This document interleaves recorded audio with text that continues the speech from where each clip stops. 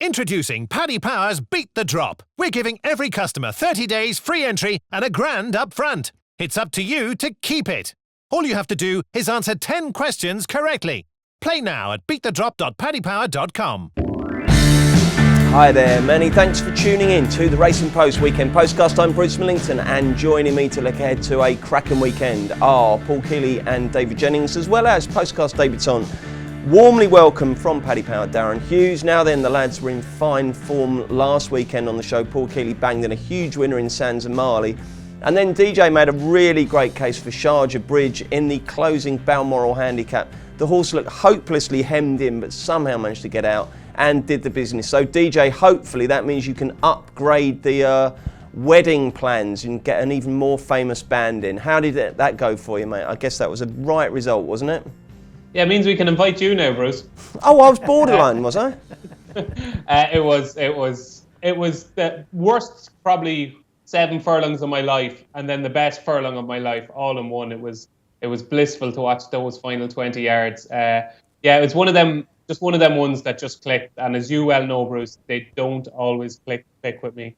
Well done, it was fantastic. Keels, you and I were at glorious sun-drenched Ascot, and you were sitting there quaffing champagne after Sands and Marley won. That was a good result for you, wasn't it? Yeah, it was a massive result. And it was funny, I literally couldn't remember whether I'd backed it earlier in the week, so I backed it again on the Friday night before. Funny enough, I only got 20 to 1.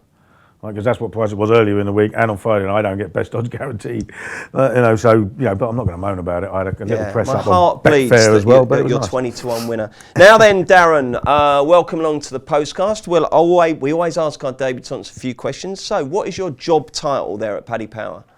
I'm actually a commercial graduate with the company, Bruce. We hire 20 or 25 graduates every year straight out of college for different roles, so I'm on that programme at the moment. Oh, you're one of those high flyers, are you? Right then, flat or jumps?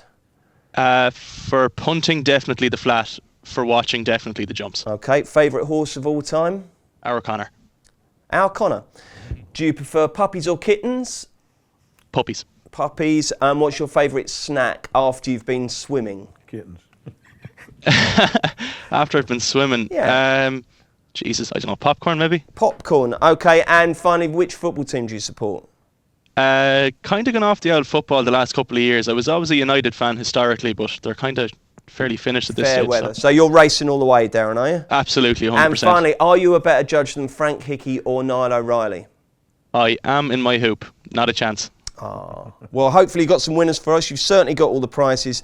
Let's crack on. What we've got lined up is 5 ITV4 flat races from Doncaster and Newbury. We'll do those first. And then 4 live races from Cheltenham. We'll have a look at the Cox Plate, which takes place tomorrow morning. Can Winks get the job done? And then we will look ahead to Sunday, because there's some really great racing up at Aintree featuring the old Roan Chase. But first of all, Doncaster for their big day. It's the, used to be called the Racing Post Trophy Day. It's now the Vertem Futurity. Best of luck to Vertem, John Dance's company, with their sponsorship. Hope you have a fantastic day. We love doing that race for years. Hope that all goes well for you. 1:45, the first of the televised races is the Doncaster Stakes. A listed race over 6 furlongs. Darren, read through the prices.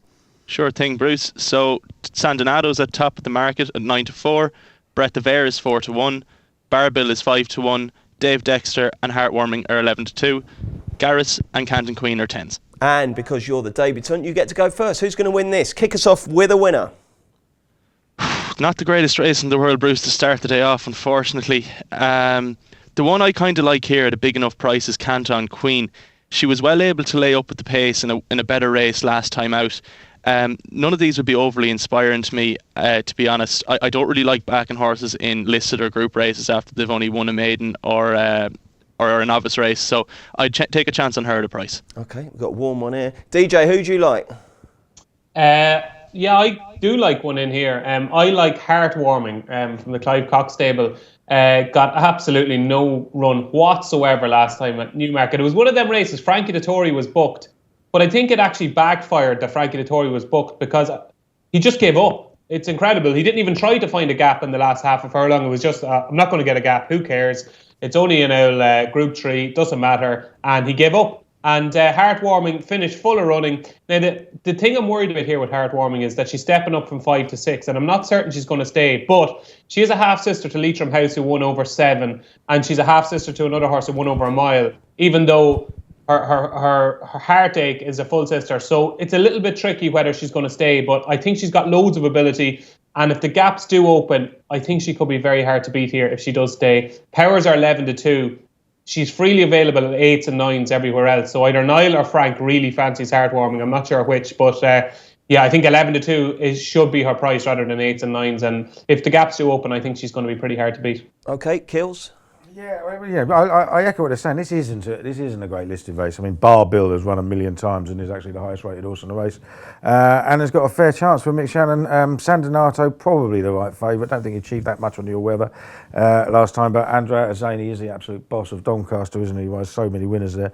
But I will take a chance on the likely race one, Breath of Air, for Charlie Hills. It was really, really impressive. It was maiden last time. I think the 2nd and 5th have both won easy. He won by more than 3 lengths. By bated breath. Trainer said afterwards he's definitely a sprinter. He was actually entered in the Horace Hill as well, but he's coming here. That's the right place to go.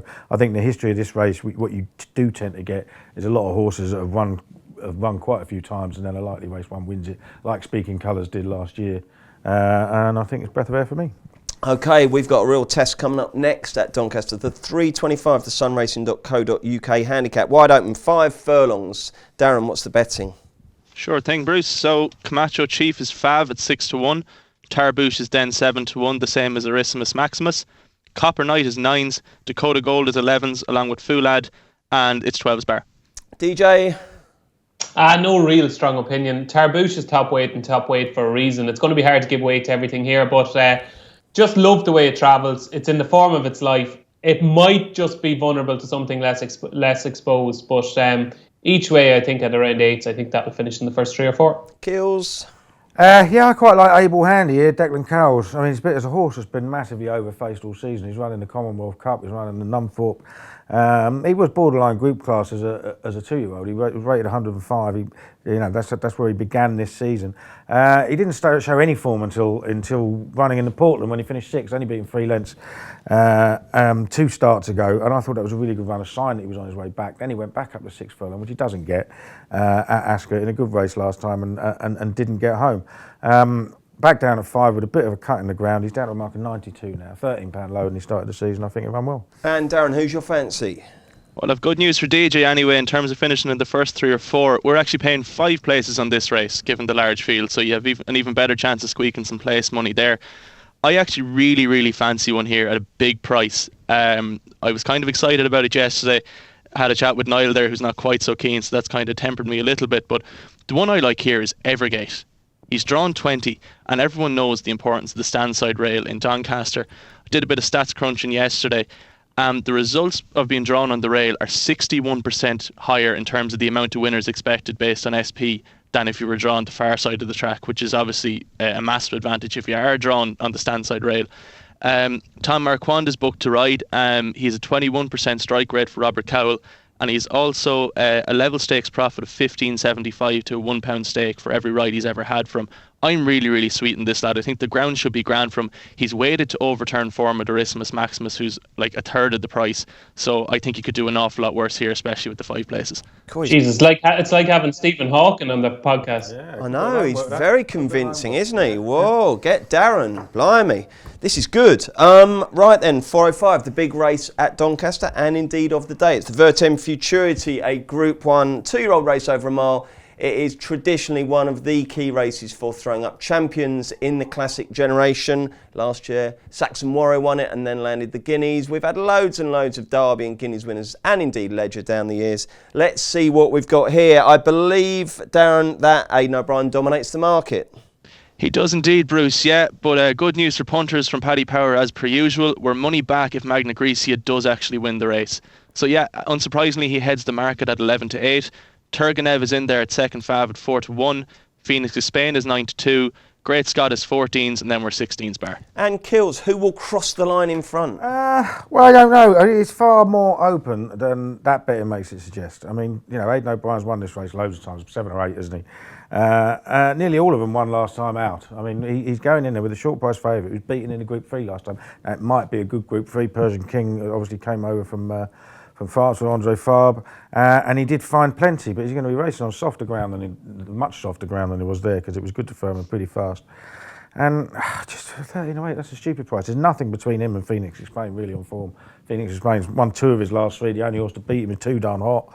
And he actually gave him half a race. He probably gave him more of a race than any other horse has this year. And I just don't get those prices. I'm half interested in the once race maiden winner Rakib Al-Hawa, who won at a big price for David Simcock at Newbury. Ridden by the king of this race. And ridden by the king of this race. Zaney. He's booked Andrea Zaney 4 times on the trot. The run was bust last year, but he's booked him for a reason. He obviously thinks a fair bit of the horse, and I'd be looking at I might go each way. I might go each way on him. It's not a race I'm going to be lumping on anything, because we've got the first and second favourites have already been beaten. It doesn't stack up as a we're not going to have a Guineas or a Derby favourite come out of this race this year. I don't think. You never know. You never know. Right then, Darren, how are you seeing this race? Well, I'm absolutely disgusted that Japan is not rocking up here. I went round the office all week telling everybody, lump on this lad, he's the best 2-year-old Aidan O'Brien has for middle distances next year, only to see him not declared on Thursday. It was an absolute hammer blow. Why didn't you read the race and post on Wednesday? I was doing a bit of work, DJ, I missed it. Didn't get to see it. DJ feels threatened by you, I think, Darren. He's trying to give you a bit of a hard time-ish. No. I did the news story with Aidan in Wednesday's paper, and he said that his 3 for the race: Magna Graecia, Circus Maximus, and Western Australia. He said they'd be his 3 runners. All right. So I could have saved you a few, Bob. Sincere. Well, I had my money down since last Monday, so no joy, unfortunately, on that front. Look, I suppose approaching this race, Paul's after stealing my thunder there. I'd be inclined to side with Phoenix of Spain here. I do think Magna Graecia is probably the most likely winner, in that he probably has the most improvement in him, but I think the gap between his price and Phoenix of Spain's is way too big. Turgenev is an absolutely rotten price given what he's done so far. Il Paradiso has been turned over since. I don't think there's a whole pile to that form. So I'm going to side with Phoenix of Spain here. I think I can't see him out of the 3, so there's a bit bigger than 9-2 available in places, so you should get your money back at least. How old are you, Darren? 23. 23. Christ, with people like Darren and Mark Boylan, the future's in good hands, isn't it? I don't even remember that age. No. You're obviously... I don't remember much about it either, Paul, now, to be honest with you. You're totally past it, DJ. You were once the big hope of Irish racing, weren't you, when you burst onto the scene, and now What happened? Well, goodness only knows. But see if you can redeem your reputation to some extent by giving us the Vertem Futurity winner. Yeah, the bad news for Darren is I completely echo what he says. I think on Magna Graecia, I think we're being a bit too harsh here. As I said, talking to Aidan during the week, this was the number 1 for this race for quite a while. The fact that it went off 2-1 favourite on debut is tells you all you need to know, really. It's obviously been shown plenty at home. The O'Brien's horses usually drift on debut. Very impressive at Naas. Like, it pushed Persian King all the way to the line in the Autumn Stakes. I thought that was a really good run. I think he's the most likely winner. But the value has to be Phoenix of Spain. It was probably obviously raced well apart from Too Darn Hot, but there was a brief moment, and Betfair echoed this, where you kind of said, Jesus, maybe James Doyle has stolen this. And I just expect Spencer to be less aggressive this time. I think he's going to hold him up for a late run. Obviously, it's his first run over a mile. How they're not closer together in the betting is beyond me. Magna Graecia and Phoenix of Spain, and with Power's offer money back second to Magna Graecia. Is that what it is, Darren? It's money back all losers if Magna Graecia wins, actually. Oh, sorry. Okay, well, I got that wrong. But I think he's the bet each way. He's the bet without an even chance of winning him. I think Phoenix of Spain is the value. I think you could even do reverse forecast and stuff, because I can't see anything else winning the race other than Magna Graecia or Phoenix of Spain. OK, thank you. Let's go down to Newbury. 2 good races there, starting with the 220. It's now called the Teddington Royal British Legion Stakes. It's better known as the St Simon Stakes, Group 3, over a mile and a half. Darren, what's the latest betting from Paddy Power? Sure. So Young Rascal is top of the market at 7-4. Weekender is 7-2. Communique is 5-1. Mirando is 13-2. Desert Skyline is 10s, and it's 14s bar. Trying to think whose go it is to go first. I think it's DJ.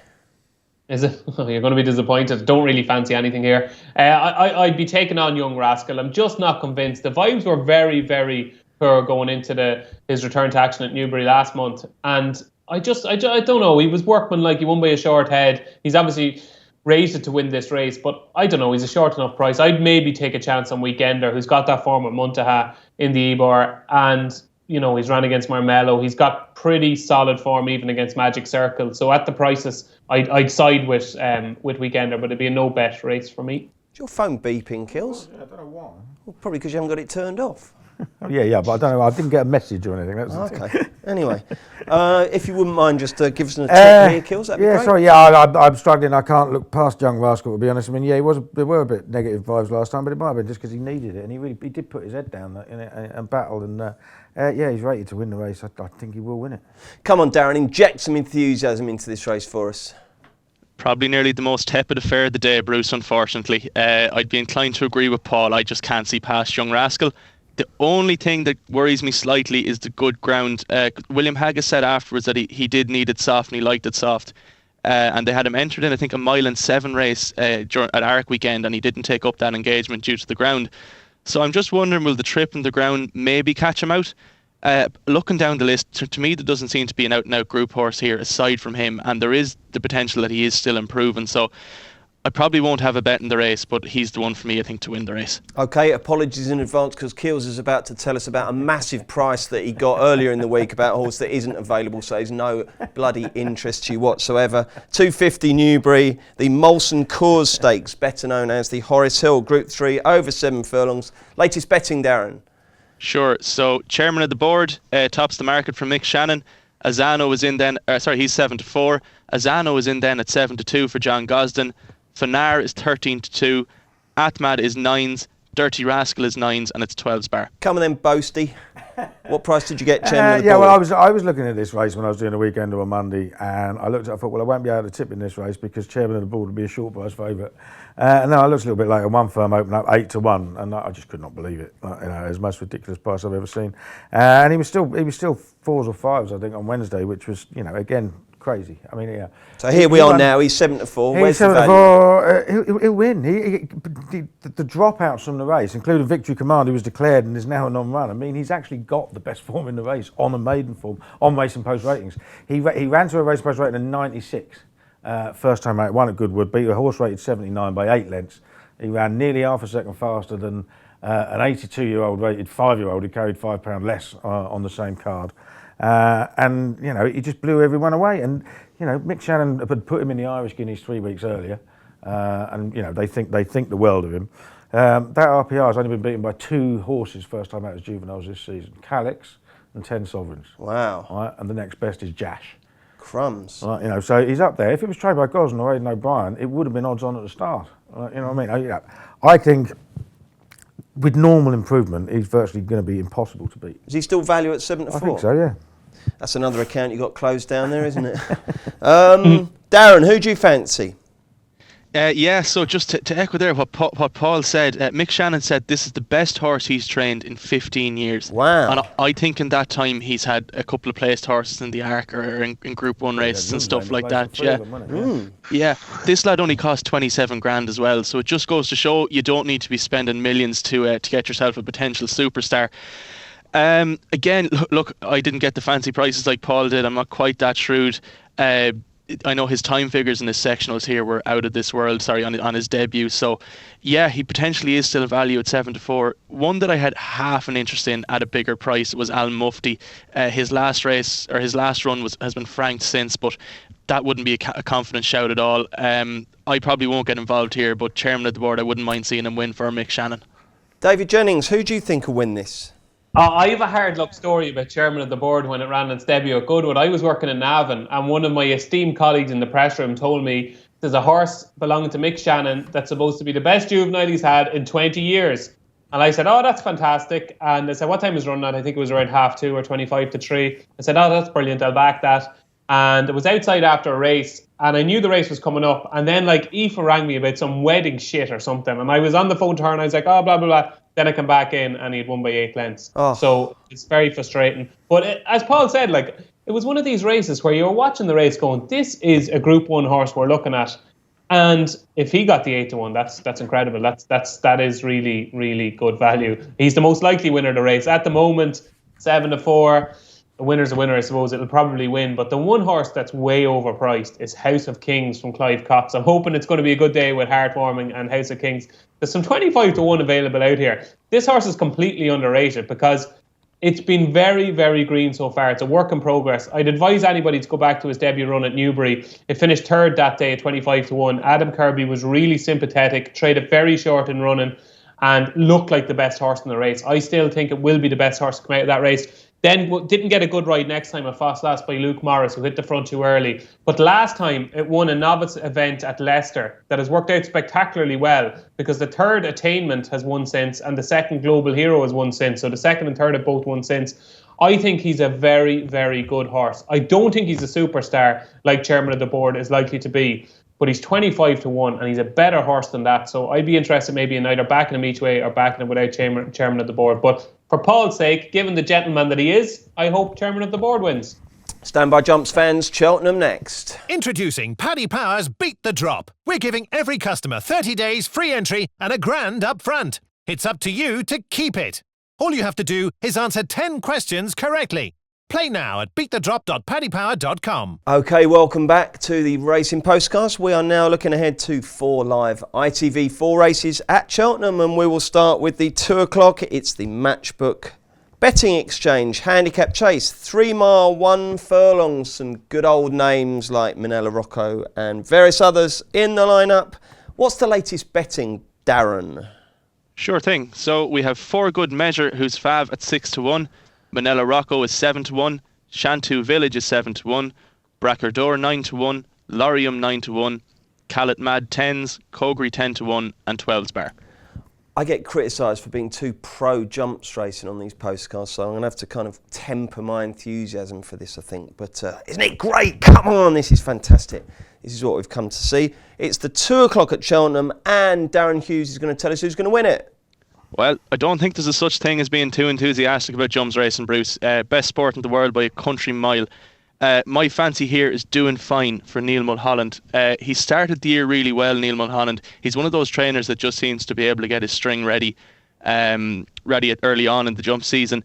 Doing Fine has course form. I think he just didn't stay the trip in the Scottish National the last time.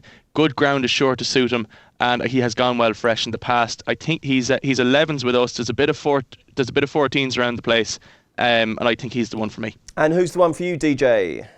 I like Callet Mad, Bruce. I think now is the time to catch Callet Mad. He's a little bit frustrating in that I don't think he's really fulfilled his early potential, but I think now is the time to catch him. First time out. He's won after a 363-day break. He's won after a 159-day break. And you don't forget, he started 5 to 1 favourite for the Summer Plate at Market Raising off a market 143. I just think he had a tough old season last year. He started off in September, and then he danced a lot of dances. He ran in the Albert Bartlett at Cheltenham. They were trying to, pursue a career as a staying novice hurdler. And I think he's a better chaser because he's a big strapping horse that needed to fill out into his frame. I think he's well handicapped. I think he goes well fresh. He's won at Cheltenham in the past. So Callet Mad for me.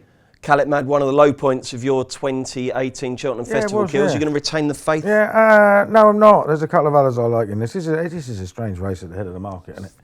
The 2 JP McManus horses, for good measure, favourites, running 2 chases in his life and beaten 4 horses.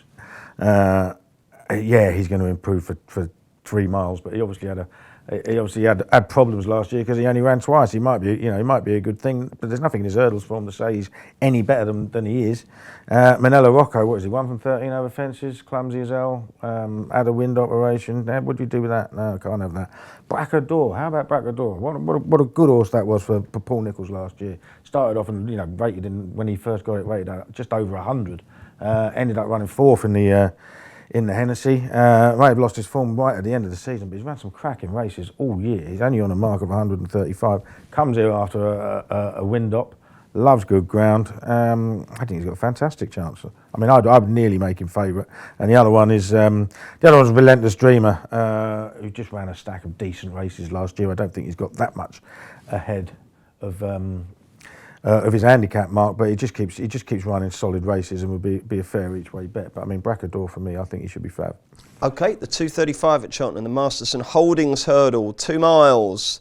And Radician, who looked like he was a real crack juvenile hurdler last year, finished 6th in the Triumph. He heads the market here, doesn't he, Darren? He does indeed, Bruce. Yeah, he's odds on with us at 8 to 11. Gumball then is 3 to 1. Padley Roan Canoe is 6 to 1. Aragon de Chenet is 16s. Pearl of the West is 20 to 1. And Esprit de Somoza is 25 to 1 at the bottom of the market. Does anyone float your boat here, David? I think Rhodesian is an absolute certainty. I really do. I think he's one of these horses hiding in the long grass. It's going to be hard for him this year as a 4-year-old. But listen to Alan King talking about him and watching him at Kempton, his natural ability is humongous. He's odds on, so like he's no value here. But he's the type of horse now that when you look through the champion hurdle market and you see runners, it's that time of year when you kind of say there is some value in the champion hurdle, because come the day there might only be 7 or 8 runners, especially if Sam Crow decides to stay over hurdles, which he probably will. And he's a type of horse, if people were looking for a sneaky anti-post each way bet in the champion hurdle, Rhodesian could be it, because he's a similar profile to Sco Royal, who won the race a couple of years ago. And I just have a feeling we have yet to see even remotely the best of Rhodesian. I think he could be very, very good, and I think he's going to start a really good season here. Okay, DJ fancies the Fav. Who do you like? I'm completely the opposite. I think he's vastly overrated. I don't think his jump is good enough. I mean, he did look really good when he won at Kempton, but I don't think that race was up to much. Got beaten out of sight in the Triumph Hurdle. Got beaten out of sight when favourite at Chester in May as well on the flat. And I don't get it. He's got an official rating of 147. Gumball has an official rating of 148, and he's getting £8. And Rhodesian is odds on. He's got a far bigger task on his hand than they're saying. And Gumball, they really thought a lot of that early last season, trained by Philip Hobbs. Obviously, he had a terrible season, but he was just starting to come back. He finished second in the Grade 1 at Aintree on his penultimate start, and then won a race afterwards. I just think it's absolutely crazy that it's 8 to 11 and 11 to 4. I mean, No, you're wrong, Paul. You're wrong. Right, you're okay. Wrong. Well, another lifetime's worth of Guinness. I threaten to do it because I think you've got this horse completely Oh, you owe wrong. me 2 lots anyway because of the table tennis. Oh yeah, I forgot about the table tennis. Came over giving it the big and got absolutely carried out there. The funny thing is, very quickly, you were obviously there, but I was sitting across the other side of the desk to Paul, and Paul was like, do you want a game of table tennis? And I was like, yeah, okay, no problem. So I get up out of my chair. He just goes under the desk like this. I said, what? What is he doing? What is he doing? Takes out a towel and his own bat. I know. And not just his own bat, but how much did that cost you, Keels, that bat? It was about 140 quid. 140 quid for a table tennis bat? A piece of wood and it's ridiculous. I was using a wooden spoon at the other end of the table. Yeah, but even Wouldn't if made you had any the difference. best table tennis bat and he was there with a fly swat, he still would have beaten you. He's 10 years old now He is- anyway, so it's no good. Incredible. Anyway, never mind that. Darren, you've got the casting vote here. DJ thinks Rhodesian's a good thing. Keels thinks it's an absolutely terrible price and Gumball will win. What's your view of this one? Well, I'm going to make an effort here to get DJ back on side and let him know that there's a bit of odds against around the place with a few firms here on Rhodesian actually. We're the shortest by some distance. The one I actually kind of like here is Padley Roan Canoe. I look at this race myself and priced it up on my own. And I made his best effort versus Rhodesian's best effort. He only has £9 to find, and he's actually getting 8 here. And I think there actually could be a touch more improvement in him. And as well as that, he probably has a little bit more race fitness than Gumball and Rhodesian. I definitely agree with Paul. Philip Hobbs, you couldn't back one of his runners last year. They seem to come out of that. Gumball, I think, is ground dependent as well. He really enjoyed the good ground at Cheltenham this weekend. But the one I'm going to take a bit of a flyer on is Padley Roan Canoe. Right, okay, you've got the front 3 in the market all tipped. You better make your own minds up there. 3:10 Cheltenham, the Randox Health Handicap Chase. Only 7 runners. There is still very dry ground down in the West Country. It's certainly hit the Wincanton cards on Sunday, and it is restricted as to just the first 2 home. For each way bets here, give us a spin through the prices, Darren. Sure, disappointing to see such a small field here. Big Martyr is our favourite at 10 to 3. Foxtail Hill is 4 to 1. Modus is 9 to 2. Tommy Silver is 5 to 1. Duke of Navan is 6 to 1. Lillington is 8 to 1. And Vosne Romane is 10s. Keels, who wins? Yeah, I'm a Nichols fan again, but not his shorter price one, Modus. I don't understand his price. He's never run over 2 mile and over fences, and he can be a bit careful at his fences. I think they go too fast for him. But Tommy Silver, start of last season looked a really, really promising novice chaser. Actually ran to a race price rating of 150. at one point, and he ran a 1:47 as well. He lost his form, which is not the first time in his life that he's lost his form at the end of the season, and he's dropped down to a mark of 136. I mean, he's got a fantastic chance. Nichols has always said he wanted fast ground. He was prepared to run him on good to firm ground, which he won on. Although, you know, in the book, his best form is on soft ground. So, I mean, if he does prefer good ground, he's fantastically well handicapped. He must go very close. Tommy Silver to take gold for Kills. What about you, Wonder Kid? I think... No, shut up, you has-been. Go on, Darren. Sorry, mate. You were interrupted there.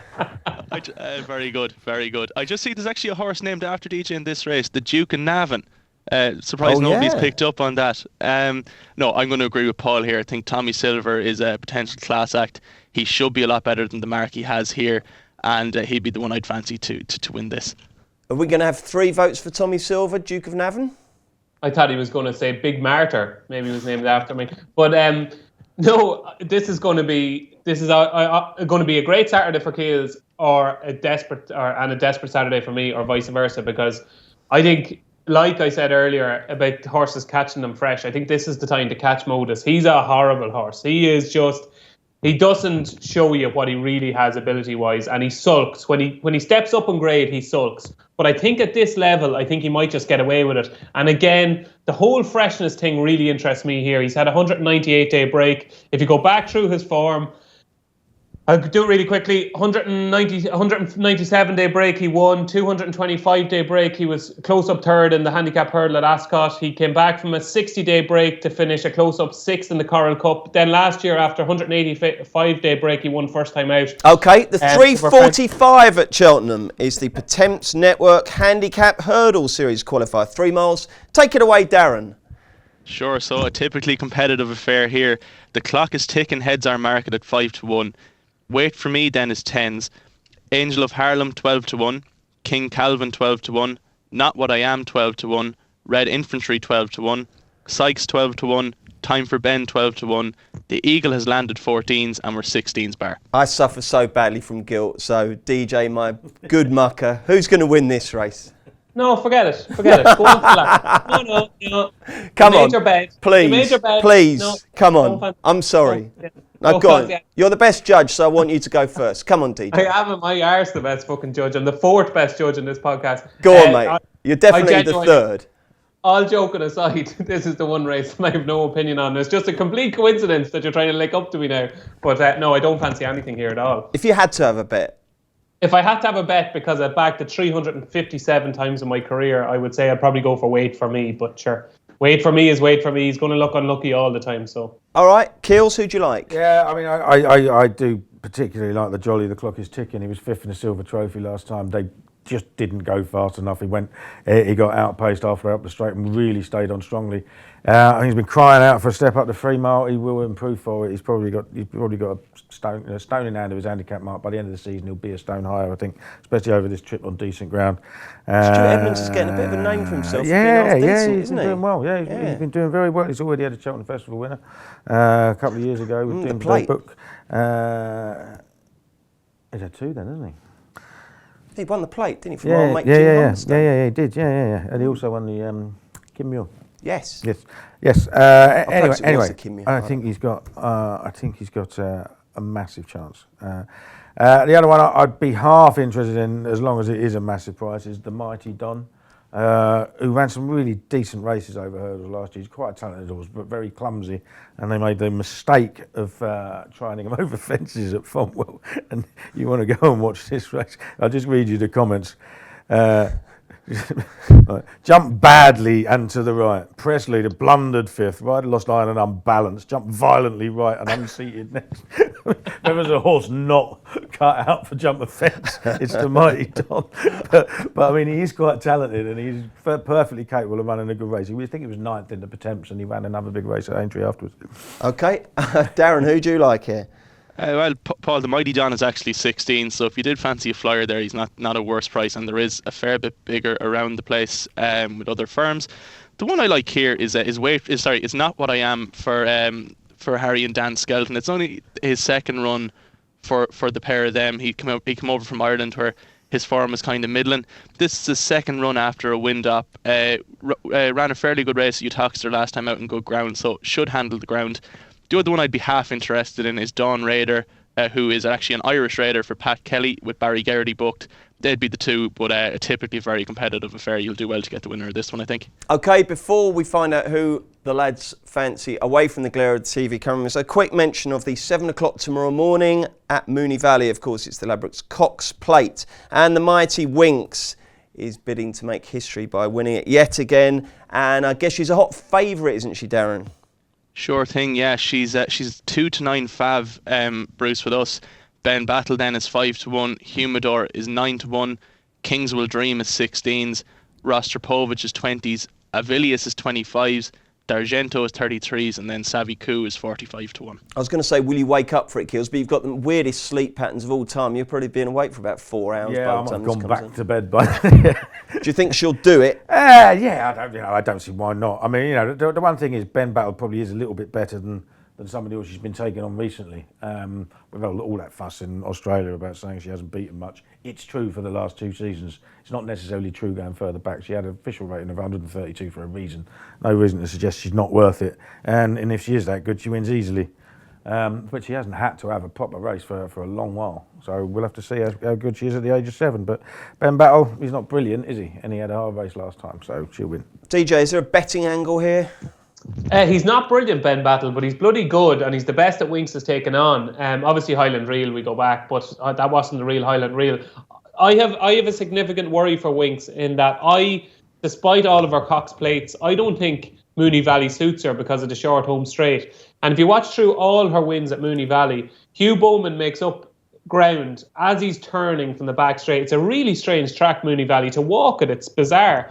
And he makes up his ground on that turn, leaving the back straight. Because he's on the best horse, he's going to be widest of all. If you watch Kementari this morning in the Manicato, Kementari was the best horse in the race, but it was so wide and it's so hard to make up that ground in the home straight. If Oisin Murphy is wise to this and he does kick, leaving the back straight and pinches maybe 3, 4, 5 lengths out of Winks, it's going to be the hardest task that Winks has faced in trying to catch him. And for that reason, perhaps Ben Battle is a bet. I told people here maybe 2 months ago when it was revealed that Ben Battle was going for the race to back it then at 25-1 because I thought Winks was a little bit vulnerable at Mooney Valley. A few of them are on at great prices. But I just think even now, it looks like a 2-horse race. Humidor is not good enough, even though he got close last year.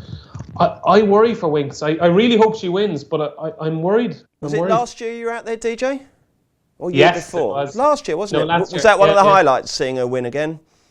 Oh, it was incredible. Yeah, it was like it's incredible. Australian people just Winks, like, to them is just their pride and joy. And that's why Matt Chapman is getting slated. Matt Chapman is just trying to make headlines, I know. But that's why he got such a slating, because it's like, I don't know, it'd be like people criticising David Beckham or something. Okay. And Darren, have you got an angle here, or are you just going to watch and cheer her on? I probably won't even bother my arse getting out of bed, to be honest with you. I'm torn on Winks. To be honest, I think I'd take every opportunity to have a go at her. I don't think she's beaten a whole pile when she does win. But the flip side is, she's after winning 28 races in a row. For any horse to beat any other field of horses 28 times in a row is nothing short of phenomenal. She must have some constitution, and it's a serious credit to her trainers and her connections to be able to keep her sweet for that long. I mean, any 28 races in a row, even if they were sellers, do you know what I mean? You'd say it was impressive. So I don't care what she's running against. That in and of itself is impressive. Now, if she was up against Roan, Lion, Enable, Cracksman, and they were all ran to their very, very best, I think she'd be lapped. I don't think her best is anywhere close to as good as theirs. I don't think there really is a betting angle into here. Ben Battle probably won't be out of the front 3, but I'm content just to let it happen. Okay, and sleep through it by the sound of it. Right then, this is the part of the show when the lads give us their other good Saturday bets that aren't their naps. So we've got the rest of Doncaster, the rest of Newbury, the rest of Cheltenham, plus they're also racing at Leopardstown, Galway, Kelso and Kempton. Kills, what have you got for us? Yeah, you haven't got any. None. Okay, that's fine. DJ? Yeah, there's a couple, Bruce. I'll be quick. In the at Leopardstown in the Airfield Stakes at 4:15, a really interesting jockey booking here. It just goes to show you, Aidan O'Brien's jockeys are all over the world at the moment. Obviously, there's a few in Australia, there's a few at Doncaster. Niall McCullough has been booked for Aidan O'Brien's sole runner in the Airfield Stakes, Sovereign. And just, it's not given the nicest weather over here for the next 24 hours. There's a lot of showers forecast. And I think if there is cut in the ground, Sovereign, who was fourth, only beaten 3 lengths by Darren's beloved Japan last time at Naas, I think Sovereign is probably the best of them. And if there is cut in the ground, won by 14 lengths at Galway, I think Sovereign is going to be very hard to beat. And in the 340, Silver Code, I think runs better at Leopardstown than anywhere else. 7 furlongs, Leopardstown. Young Andrew Slattery is a good £7 claimer, takes off £7. Obviously, if he's a £7 claimer, I just realised what I did there. And I think he's going to be very hard to beat. Silver Code, who was second in a Premier Handicap during the Irish Champions weekend. And the 2 that I like in Cheltenham are probably going to be very short, but surely to God, Move with the Times is a good thing. Still a novice this season. Has some cracking form last season as a novice, and I'd imagine he's the type of second season novice that still retains its status, that could do really well this year. And the other one I liked was Gordon Elliott's Dinons, who's on a roll, has been laid out for this race. Gordon said it in the stable tour that this is the race we're thinking of. It's in the 420 Dinons, and just because I know you like time, Bruce, Move with the Times is in the 455. Well, who wouldn't want times, DJ? What do you want the listeners to do? Have to go through the index themselves, search for it and then find it? It's not difficult to just say the time, is it? No, it's not. But all I said was that you love the times, which is technically true. Well, I just think they're important, that's all. Yeah, very important. Are we mates still? Best mates, yeah. Have you crossed me off? Have you crossed me off the wedding list? No, you're there. We only got the invites in the post the other day, so they're being sent out next week. Oh, brilliant. Looking forward to that. Getting blown out. Darren, is there anything you like that isn't your nap? DJ, have you got the address for Power Tower there? Just my own invite. I wouldn't mind getting that in the post. You can get it delivered to work here. Is grand. So you're after stealing my thunder there. Move with the Times is one of the 2 that I had. Really like him. I think if he brushes up his jump, and he's definitely a second season novice to follow. The other one I actually have is for Dundalk tonight. I don't know if this will go out in time for Dundalk tonight. Yeah, don't worry. And if it doesn't, we'll just back it anyway. Go on, who have you got? Good stuff. Luna Star in the 7:30 in Dundalk, 25-1. She's trained by a neighbour of mine, actually, Paul Flynn. She made her handicap debut at Dundalk last week and stayed on nicely enough to come 7th at an absolutely massive price. I think she could have improved from that again, and she's first reserve, so if she does get in, I think she's a cracking bet at 25-1. It'd be massive. It'd be really weird, Kills, wouldn't it? If you had a neighbour who trained racehorses where we live, they'd have to run it up and down the street, wouldn't they? Yeah. But, okay, well, anyway, so this is a good thing. Have you had the nod, or are you just being a little sentimental there, Darren, because he's your neighbour? Loose lips sink ships, Bruce, but I'd say no more. Okay, we'll be on. Right, let's get the naps. This will not be beaten. Darren, you've been absolute superstar so far on your Postcast debut, so make sure you round it off with a winning nap. Who is it? Going to be a little bit bold, and I'm going to nap Evergate at 20-1 in the 325 in Doncaster tomorrow. Good man. Well, we don't forget, obviously, Niall O'Reilly. His first ever nap was a 33-1 shot in the Scottish National, and that won. So think big. DJ, who's your nap? I'm going to do the complete opposite, because I had a 16-1 nap last week. So I'm going to tip our nap Radician in the 235 at Cheltenham, just because I think it's as close to the thing as you can get to a certainty. You cannot nap short prices, DJ. That's pathetic. Okay, I'll go for heartwarming then. I knew you'd give out. Oh, no. You're better off napping a winner, mate. Okay. No. Which one is it? Radician, yeah? Yeah, I'll stick with Radician, yeah. Okay, yeah, and Kills. I mean, I'm hoping chairman of the board is a good thing at Newbury, but I'm going to go Tommy Silver, 310 Cheltenham. Thank you very much. Let's do Sunday next. Introducing Paddy Power's Beat the Drop. We're giving every customer 30 days free entry and £1,000 up front. It's up to you to keep it. All you have to do is answer 10 questions correctly. Play now at beatthedrop.paddypower.com. Okay, welcome back to the Racing Post Weekend Postcast. It's Bruce Millington, Paul Keeley, David Jennings, and our superstar debutant from Paddy Power, Darren Hughes. Looking ahead to some great racing on Sunday. Aintree stages the Old Roan Chase, the Monet's Garden Old Roan Chase, to give it its full name. And we've got some old favourites back. Let's get the latest betting from Paddy Power. Sure thing. So Cloudy Dream is the top of our market at 3-1. Flying Angel is 5-1. Frodon is 5-1. Value at Risk is 5-1. Javert is 13-2. Voideau is 10s. Theo is 12s. Ramsey Detellier is 14s. And Temple Hills is 20s. This race takes place at 3 o'clock on Sunday, and Kills, the winner will be? Hopefully Flying Angel. He's got some good form with Cloudy Dream. He beat Cloudy Dream in the Manifesto Grade 1 at a course in April 2017. He is £12 better off for that. And you know, if he returns to his best, he's got a massive chance. Now, obviously, he didn't run that well that often last season, but he had a wind up before running in the Topham. But you know, write that race off because it was heavy ground, and that was no good to him. I think he will run a very decent race. He's probably been laid out for it because he has run that course well several times. Cloudy Dream finished out of the first three for the first time in his life when he last ran. Switched to Donald McCain. Don't know what he's going to do, but he had this punishment for finishing second, didn't he? Like, you know what I mean? Now finished second 9 times in his life. So I've got to take him on as favourite. Okay, Darren. I know the lads down on the second floor are very sweet, or sorry, the trading floor in Power Tower, I should say, are very sweet on Flying Angel. He was 5 times the price he is now this time yesterday. So between the declarations and a bit of warm cash, he's obviously shortened up. I haven't got a massive opinion on this race at all, really. I'd probably side with Flying Angel if I really had to have one, but I'd probably sit it out. If you can't be a good judge, be a good judge of judges. That's always a decent bit of advice, Darren. DJ, talking of good judges, who do you like? Yeah, I like Flying Angel as well. It's probably not the greatest renewal of the race, and this is his Gold Cup, really, I suppose. Flying Angel, he's not going to win any Grade 1s, and I thought he'd be good enough to win this at this time of year. Probably Cloudy Dream is worth taking on at the prices. So yeah, Flying Angel for me as well. What else have you got for us on Sunday, Kills? I know you love the old vets, so there's a veterans chase at 150, isn't there? Just one more tip, and you guessed right, it is in that race. There's some decent old stages here, but the one I'm going to go for is Exitas, who would not have been anywhere near as good as almost any of the others in this race at their peak. But he is actually at his peak, despite being the age of 10. Ran a really good race over fences 2 starts ago.